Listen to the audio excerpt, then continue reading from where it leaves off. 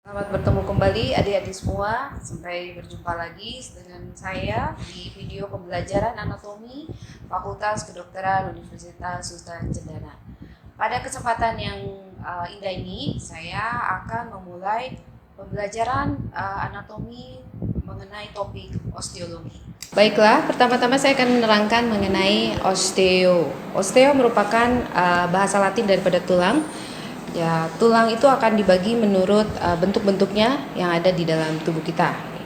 Pertama saya akan memperkenalkan tulang longlum. Tulang longlum ini adalah yang panjangnya lebih besar daripada lebarnya, ya.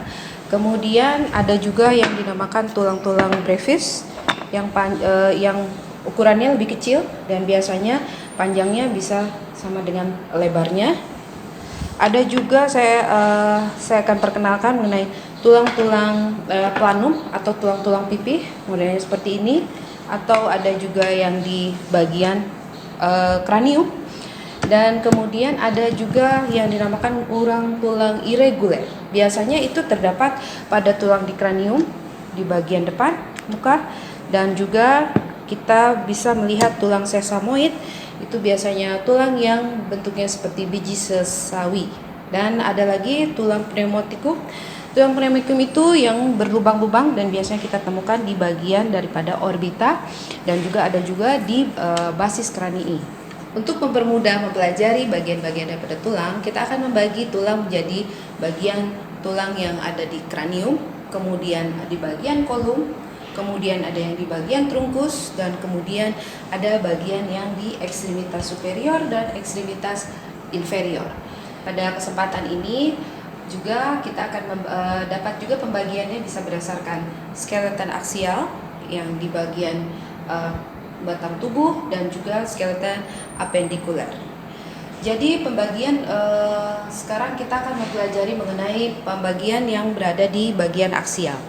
Di bagian aksial itu kita akan mempelajari tulang-tulang kranium, yang terus kemudian tulang vertebra, ya, kemudian bagian costa dan juga bagian sternum. Kemudian untuk bagian tulang-tulang apendikuler atau yang bisa menempel pada batang tubuh, itu kita akan membagi bagian daripada ekstremitas superior dan ekstremitas inferior. Dan semuanya itu bisa berjumlah 64 tulang dan yang di bawah adalah 62 tulang. Untuk selanjutnya kita akan mempelajari satu persatu bagian tulang aksial dan apendikular. Pertama-tama tulang bagian aksial, ya. Kita akan mengambil bagian daripada tulang kranium. Bagian kranium itu merupakan tulang yang terbentuk dari tulang-tulang pipi, yang ada juga tulang pneumatik dan juga berbagai macam tulang-tulang yang irregular. Dan neurokranium itu akan dibagi menjadi viscerokranium yang di bagian menutup pada susunan saraf pusat, dan kemudian yang viscerokranium adalah bagian yang akan membentuk pada wajah. Tulang-tulang kranium akan membentuk cavum orbita dan cavum nasalis. Kemudian di sini ada cavum oris, dan di bagian lateral kita akan menemukan canalis acousticus di sebelah sini. Kemudian nanti pada penyatuan antara tulang-tulang itu kita akan bertemu dengan persendian yang dinamakan persendian diartrosis, yaitu persendian yang tidak gerak, dan kemudian ada yang persendian diartrosis seperti sendi pada temporomandibular joint yang dia bisa bergerak lebih mobile. Seperti tadi kita ketahui bahwa kranium itu terbentuk daripada tulang-tulang pipi, maka perlu saya kemukakan di sini terdapat tulang pipi bagian os frontal yang digabung bersama sutura koronal dengan os parietal yang ada dua, yang terbagi dan juga digabungkan oleh os sutura parietal. Dan kemudian di bagian belakang juga kita bisa melihat adanya sutura lambdoidea, dan kemudian di samping kita akan melihat sutura squamosa. Jadi membentuk suatu kesatuan yang kompak dan utuh pada orang dewasa. Sedangkan pada anak-anak sutura-sutura ini belum mengalami osifikasi, maka akan terbentuk suatu fontanel anterior dan fontanel posterior yang berada di sebelah sini.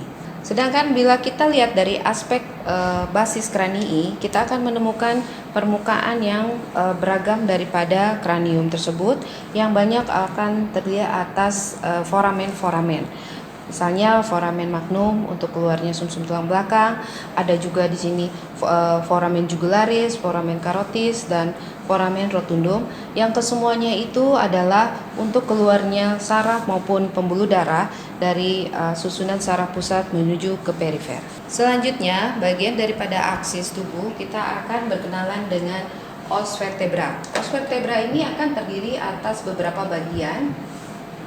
Saya akan angkat os vertebra yang di bagian cervical, bagian torakal, di bagian lumbal, sakral, dan coccygeus. Saya akan menerangkan satu persatu mengenai perbedaan daripada vertebra tersebut. Baiklah, bagian daripada kolum vertebra yang pertama adalah vertebra cervicalis. Jadi seperti kita ketahui bahwa bagian cervicalis dan sacralis itu akan membentuk kurvatura sekunder yang akan terbentuk pada saat bayi sudah lahir karena proses daripada dia berdiri ataupun duduk, ya, dan dia lengkungannya akan membentuk lebih ke posterior. Vertebra cervicalis adalah vertebra yang terletak di bagian leher. Dia terdiri atas 7 vertebra. Terdapat 3 jenis vertebra, bentuk vertebra yang khas pada cervicalis ini, yaitu vertebra C1, C2, dan C7. Sebenarnya pada umumnya vertebra itu bentuk secara umum dapat kita kelompokkan menjadi bagian daripada korpus, arcus, processus spinosus, dan processus transversus, dan juga processus articularis, dan adanya foramen vertebralis tersebut, ya. Tetapi pada beberapa bagian memang mengalami kekhususan untuk sesuai fungsinya. Baik, untuk vertebra yang tadi saya katakan tadi, untuk C1 itu dia akan langsung bersendian dengan basis daripada krani. Dia akan bersendian di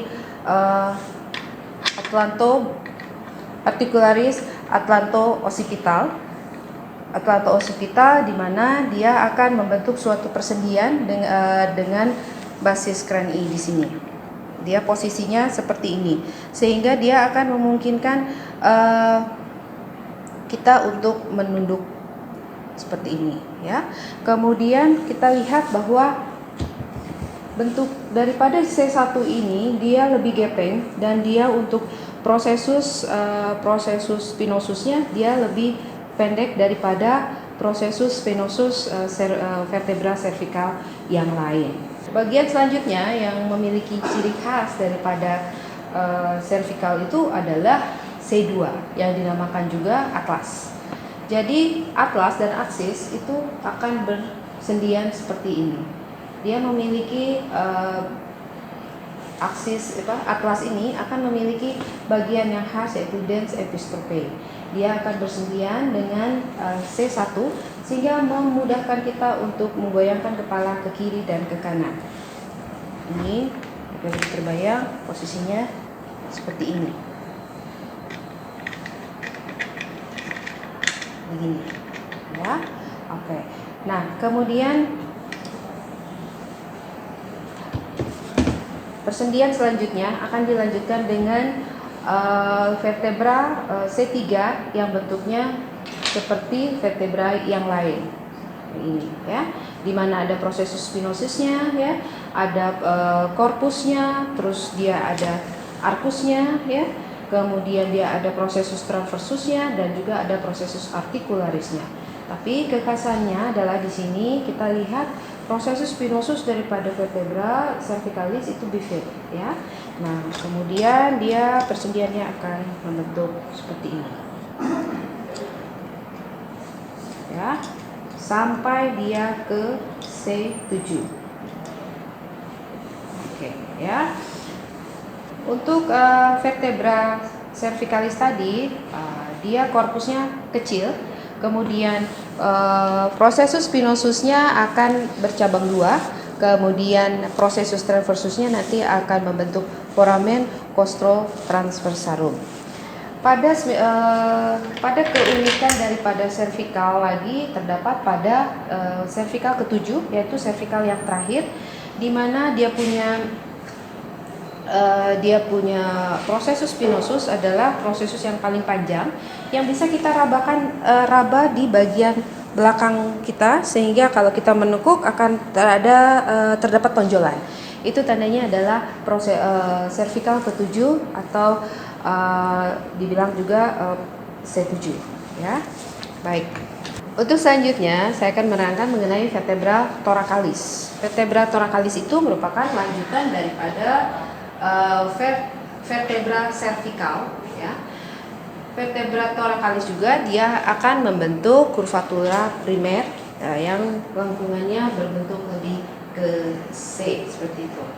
Nah, kemudian di vertebra thoracalis ini kita akan melihat bahwa vertebra ini akan bersendian langsung dengan costa. Kemudian dia juga akan membentuk cavum daripada toraks tersebut di bagian posterior. Saya akan menjelaskan sedikit mengenai vertebra thoracalis ini. Vertebra thoracalis ini, cara kita lihat untuk korpusnya dia sedang ya, dan kemudian lebih kecil dibandingkan nanti kita lihat pada vertebra lumbalis ya. Kemudian foramen vertebranya dia lebih membulat di sini ya. Kemudian processus spinosusnya dia panjang-panjang dan dia lebih runcing. Kemudian dia ada povea costalis ya. Dan yang penting dia akan ada satu bagian yang akan menempel pada yang akan bersendian maksud saya kepada si kostanya tersebut ya. Kalau vertebra thoracalis dia terdiri atas 12 ya, dan kemudian kita akan melanjutkan pada bagian yang selanjutnya yaitu vertebra lumbalis. Baik, selanjutnya kita akan melanjutkan pada vertebra lumbalis ya. Kita lihat lumbalis ini adalah lanjutan daripada vertebra thoracalis ya. Yang vertebra lumbalis ini berada di regio daripada abdomen ya. Nah, kita lihat bahwa perbedaan daripada yang lain, dia punya korpus, dia bentuknya lebih besar ya. Kemudian foramen vertebranya akan lebih membulat ya, dan kemudian processus spinosusnya dia besar ya dan pendek. Sedangkan processus transversusnya dia melintang, lebih melintang seperti itu. Nah, yang besar ini biasanya kita menjadi suatu pembeda untuk membedakan antara ketiga tulang vertebra yang sebelumnya sudah saya jelaskan. Di sini bisa dilihat ini perbedaannya, ya. Tapi untuk struktur secara umum seperti saya bilang itu adalah sama, ada corpus, arcus dan processus, ya. Baik, setelah kita berjalan dari lumbal, kita akan bertemu dengan osakrum, ya. Jadi seperti kita ketahui, osakrum itu adalah pembentuk daripada rongga pelvis, ya, di bagian posterior. Jadi rongga sakrum itu merupakan 5 ruas vertebra yang bergabung menjadi satu, ya. Dia akan membentuk segitiga dengan basisnya ada di kranial dan apexnya ada di bagian caudal, ya. Dan dia juga ada facies pelvic dan facies dorsalis, dan di sini banyak yang namanya foramina intervertebra di mana saraf-saraf keluar, dan kemudian ada bagian crista sacralis media dan juga terdapat hiatus sacralis, ya. Nah, kemudian si sakrum ini nanti akan bersendian dengan di kiri kanan, di bagian atas dan di bagian bawah itu dengan tulang-tulang pembentuk lainnya. Seperti di atas dia akan bersendian dengan lumbar yang tadi menjadi articulatio sacrolumbalis, ya, yang akan membentuk yang akan menimbulkan suatu cekungan yang dinamakan promontorium di sini, yang kita bisa raba pada saat kita mengukur luas rongga panggul. Kemudian nanti di bagian lateral samping kita bisa dia akan bergabung dengan kokse kiri dan kokse kanan seperti ini, menjadi pintu panggul, ya, membentuk suatu pintu panggul seperti ini. Nah, ini yang di samping ini, yang di sebelah sini akan disatukan oleh articulatio sacroiliaca, dan di bagian depan disatukan oleh symphysis pubis, ya, di bagian sini. Kemudian juga di bagian bawah kita akan bertemu dengan bagian daripada yang dinamakan adalah kokse. Skeleton aksial akan berakhir pada os kokse tersebut, yang merupakan pergabungan daripada 4 osis.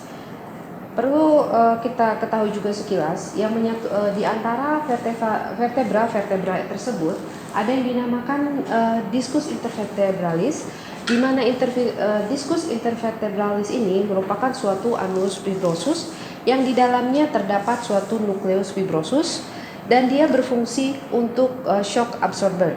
Dia letaknya di antara 2 korpus vertebra.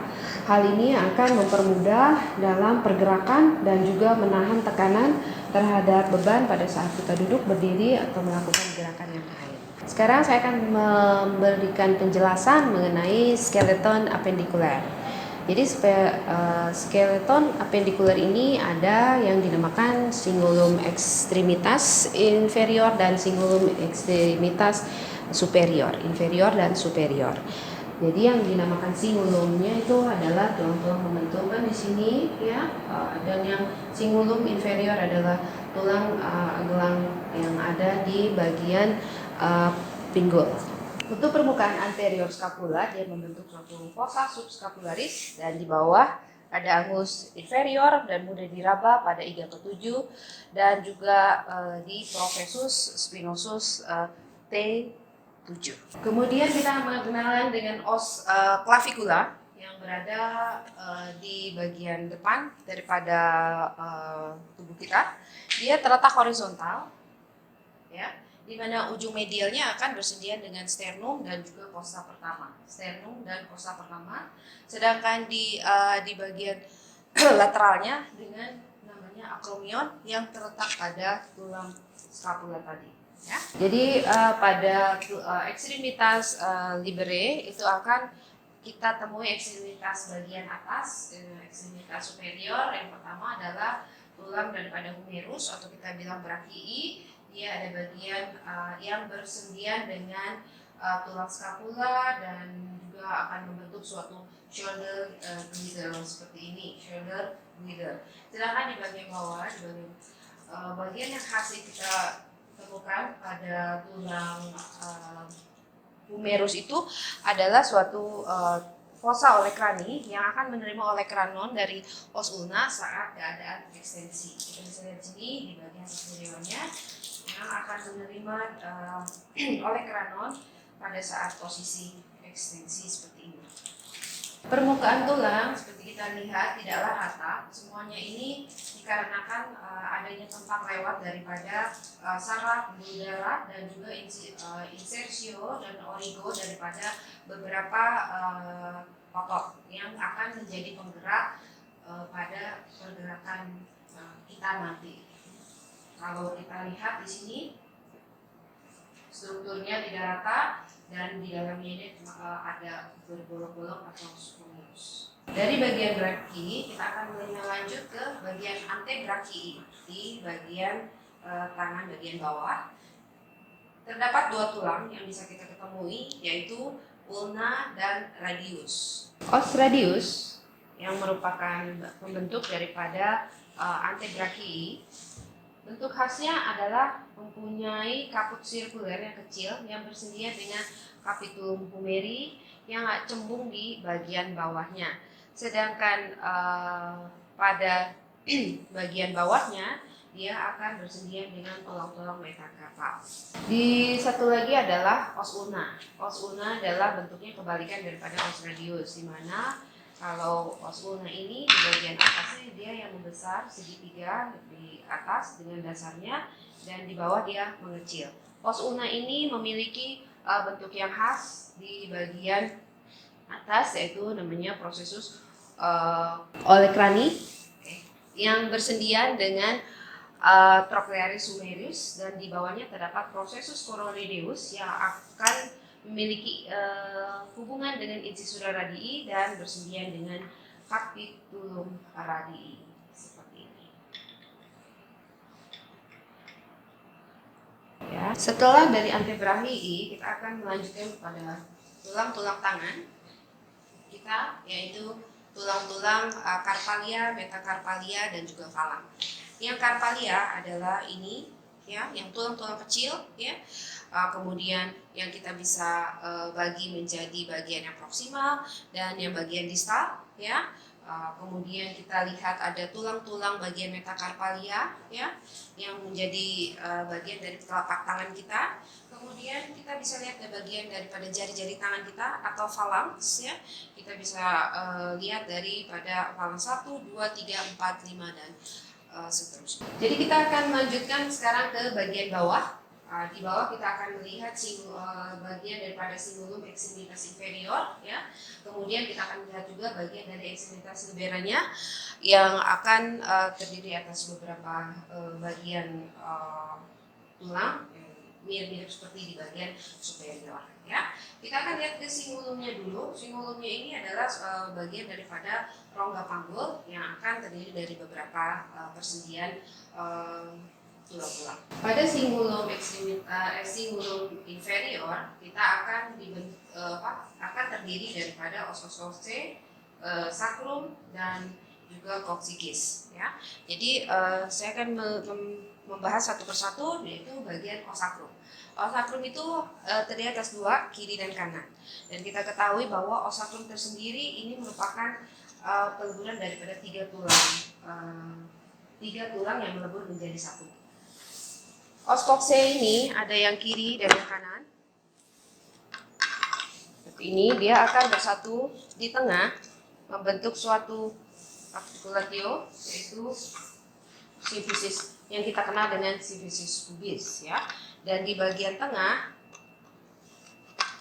dinding posterior belakang akan disambungkan oleh articulatio sacroiliaca. Kita mengenal sekelas mengenai os coxae ini, yaitu terdiri atas pertama adalah os ischium. Yang di atas ini adalah os ilium, os ilium. Kemudian di sini ada os ischium, dan yang ketiga di sini adalah os pubis, ya. Os pubis yang akan menjadi satu. Jadi kalau kita dudukan, dia akan seperti keadaannya seperti ini.